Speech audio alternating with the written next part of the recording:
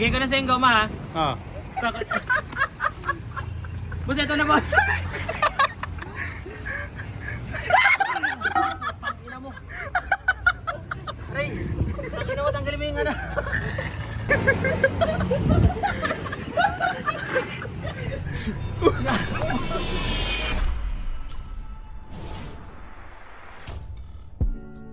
What is up, Potatoes? What's up sa inyo mga patatas? Babalik tayo guys, share sa ating panibagong video. All goods na si Gary, tapos si Gary wala na siyang problema. So far, naayos na natin yung kanyang makina. Napanood nyo nga sa mga previous vlogs natin. Tinitesting muna natin. So gagawin natin ngayong araw is ipapaayos na natin yung kanyang pangilalim. Yun kasi yung second na problema ni Gary, no? Parang may nagbo-bowling alley dun sa baba, no? Ito yung liliko, ito yung malulubak. Parang kalesa na yung ride niya. So ayun, samahan nyo ako ngayon. Papayos natin si Gary sa Banawe. Pupunta tayo kay J. Argo, si bossing natin. Para pala sa mga nagtatanong kung saan nakakabili ng Rich Potato merch, papakita ko sa inyo. Meron tayong black, may green, and may cream, no? Ito yung mga designs natin, pang. Nakikita nyo dyan. Tayo personally yung nag-design yan, no? Hindi natin pinagawa. Nagpa-print, ako naghanap ng shirt, ako nagpa-tahi. Solely talaga tayo yan para makabawi-bawi tayo ng audience sa gastos ni Gary. So sana supportan nyo yung mga merch natin. So kung gusto nyo order, message lang kayo sa Facebook, sa Instagram. Pwede kayo makapag-order doon. Sobrang onti lang nang ginawa natin guys kasi tight budget. So babawi ako sa inyo next time if ever man maubos. So ayun, hindi natin papatagalin pa. Let's go, labas na tayo. Yan, ito na si Gary guys. Wala pa siyang cover. Hindi pa siya nabibigyan ng much love. Tignan nyo yung cover niya sa dashboard guys. Oh. Towel. Gusto ko munang ipaayos lahat ng sira niya guys bago natin siya alagaan ng todo, no? So ayun nga, dahil ngayon paayos natin yung pangilalim ni Gary guys, no? So napapansin ko rito yung bandang ditong side, no, parang matatanggal na yung gulong. So gusto ko sana siya i-long drive kaso natatakot ako ba biglang tanggal yung gulong, tanggal yung ball joint, bumagay yung tie rod, no? Hindi ako comfy, no? Gusto ko lang ipaayos to si Gary. So pupunta tayo ngayon kay J. Argo. Titignan natin ang naisira doon. As of now guys, wala pa tayong budget talaga para ipaayos si Gary. Pero kasi, papaayos lang natin kung ano yung pinakasira, yung pinaka-importante. Na negative na talaga yung pera. Okay, so far, all good naman tayo sa temperature. Mainit-init ngayon. Long drive muna sa malapit. Okay, ito ang sira natin ngayon for today's video. Kanyang rock and pinion. Rock in pinion. Yan, dito makikita nyo guys. No? Binatak-batak. Yan, yung maingay sa kanya. Ay, gastos. Okay, pagkatapos natin paayos, no, kahapon, nagbago sa kanya nung inayos yung rack and pinion. Dati kasi sa isang ikot magaan, tapos kapag pangalawa, pangatlo, or pang-apat, mahirap na iliko, no? As in mabigat na, kailangan ng dalawang kamayin, ganun. Pero ngayon, naliliko na siya ng mag-isa lang. Kapag umaandar, pero kapag hindi umaandar, syempre power steering ka, mahirap siya iliko. Ayan, pero kapag umaandar, madali na. So, yan, dahil doon sa rack and pinion na inayos. Kasi nakakonekta yun mula dito sa steering wheel pababa doon sa engine bay. The next day. Okay guys, good morning sa inyong lahat. Dito tayo ngayon sa Bong Barons. Gising lang natin. Sa flooring, nararamdaman ko na maingay yung tambucho niya, no? So, pinapagawa natin yun. Pinapahinang natin. Nakikita niyo si tatay, no? Mahiga na, inaantok na siya. Nakikita niyo to, yung tambucho nakatukod sa kaliwa. So, dapat dyan, nasa gitna yan, guys. So, basic upgrade. Gusto ko sarap to guys, iskab no? Para magingay na talaga. Tignan natin. So kasi minsan tahimik lang. Lupit ko guys, tignan nyo. Flamethrower. Meron man. The next day. Okay, ito yung bagong setup natin. Ito si pangalan? Coco Melon. Tsaka si Lionel. Yan, sa kanya natin binili yung mugs natin. Yan, so isang goma. Ito yung binili natin, Achilles 123S na medyo punit-punit. Tsaka Champiro SX2. Ayan, pakita natin yung Champiro. Ayan. Ito. Yan. Champiro SX2 combination. Kayo galing yan? Ay, Pogita. Yan o. Tsaka itong Achilles na 123S. Tapos kakabitan natin ng P1 na Max. Si Leonard. So, Master Pogi, pre.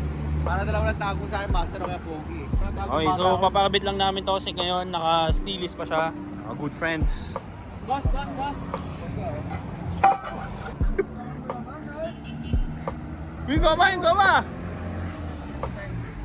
Ano, okay, papakabit muna namin. Tapos si take off na kami, titignan namin gaano katibay yung axle ng Corolla. Peace out! Bigay ko na sa yung goma ha. Ah. Boss, ito na boss. Ina mo. Ray, tangina mo, tanggalin mo yung ano.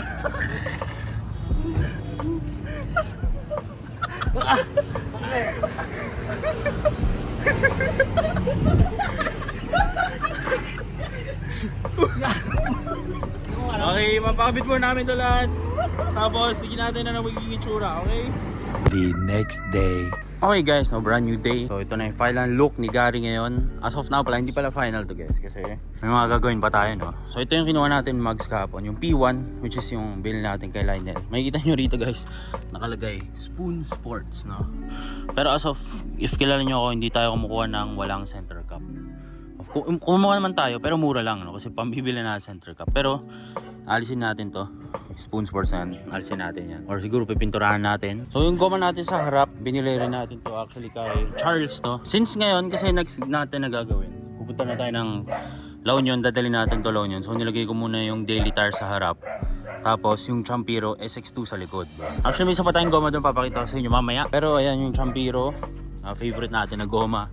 Dito muna natin ilagay sa likod. So makikita nyo rito, kulay black, kulay red, no, yung drum brake, no. So kadiri, pinturahan natin yan in a while. Okay lang siya yan guys, dati nung covered siya. Pero pag sa malayo, ayan, no, siya red na red, no, kadiri. So ayan, papalitan din natin yan, pipinturahan din natin yan. Pero maganda talaga yung Champiro guys, no. Meaty siya, no, meaty siya tignan, bochog, no. Same sukat lang to, pero mas mataba to tignan, yung Champiro, kaysa dun sa Black Lion na goma. So sana umabot to sa track day sa June 4. Hindi ko lang kailan ma-upload tong vlog na to. Ayun, kasi malambot yung ano nyo guys, patay na ata yung mga shocks na ito, 4. So P1 yung pinili nating mags, tapos ito yung isa nating goma. Ito yung mga steelist natin. Ito, dadala tayo na ito. Syempre malay mo may sumabog dyang dalawa. Dadala tayo na extra na steelist, dalawa. Papunta sa La Union, no. So ito yung goma natin na isa pa. Achilles 123S, no guys. Pakakapal niyan. So gagamitin lang natin yan pag maglalaro tayo or ilalaro natin sa mga drag race, ganun. Legal, syempre guys, sa legal yan. So ito yung binili rin natin kahapon. Hindi natin to gagamitin kasi sabi ni tropa, no, ni Lionel, papunta pa lang daw, upod na daw yan. So hindi natin gagamitin yan. Ito yung current setup ng ating Gary ngayon. Ayan. Maganda talaga yung P1 guys, no.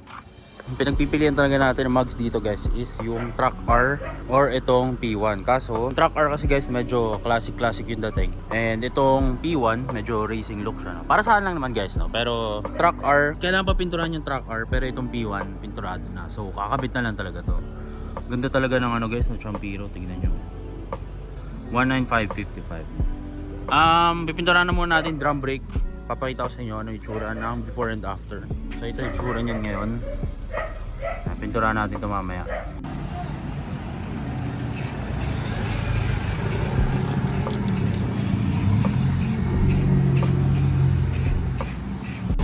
Okay guys, dito tayo ngayon kila Bogito. And pininturahan na muna natin yung drum brake natin ng black. Tsaka yung pansamantagal natin na center cup na spoon, no? O ayan. So syempre wala pa tayong budget pang bagong shocks. So stopper muna tayo ngayon, no? So maganda guys kapag all black, no? Hindi halatang drum brakes. Ops! Bago natin ituloy yung ating video, kung naghanap kayo ng matinong betting site, kung takot kayo makipag-bet sa Facebook sa mga tropa nyo hindi nagbabayad kapag talo yung mapili nilang team, para sa mga gusto maglaro or gusto mag-try ng betting site na to, click nyo lang down below yung link, no, sa baba. Tapos kapag mag-register kayo, use the code RICHPOTATO para makukuha kayo ng voucher. So mamaya papakita ko sa inyo, tapos mapupunta kayo sa tab na to. Let's go!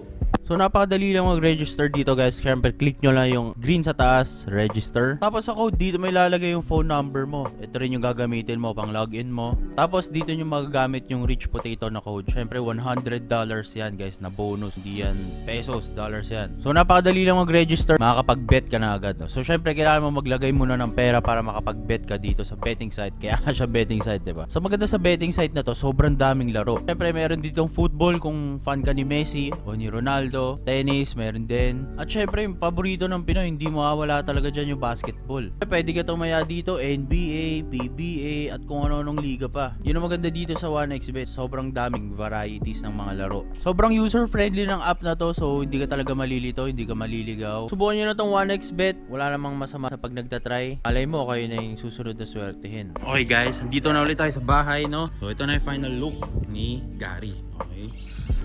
Tingnan nyo naman, hindi nyo nakita yung red kanina. Medyo masagwa, no?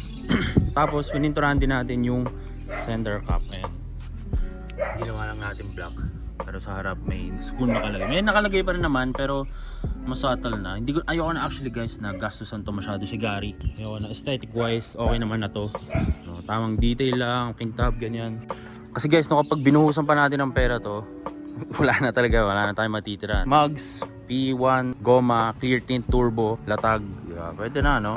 No, ito na muna siya for a very long time. Siguro ilalagyan ko lang ng moldings, tas yun na, tapos na. And again guys, maraming salamat sa lahat ng nanood and sa lahat ng sumusuporta sa atin sa YouTube channel na to. Hindi dahil sa inyo, di natin matatapos ang pagbuo kay Gary. So yun guys, no, officially, dito na muna natin tatapusin yung episodes natin para kay Gary. For a very long time, mag-stay na muna tayo sa ganyan. Yung mga gagawin natin dyan, mga chachuburecho lang naman. Ayun, again guys, gusto ko magpasalamat sa lahat na nanonood pala and sa lahat ng sumusuporta sa channel natin. Sobrang thank you guys since pinapanood nyo yung vlogs natin and from the bottom of my heart, sobrang thank you sa lahat. Kapag itong araw na to guys and masaya ako natapos na si Gary, gagamit lang natin siya. Thank you and peace out. Kita-kits sa mga susunod video. Peace!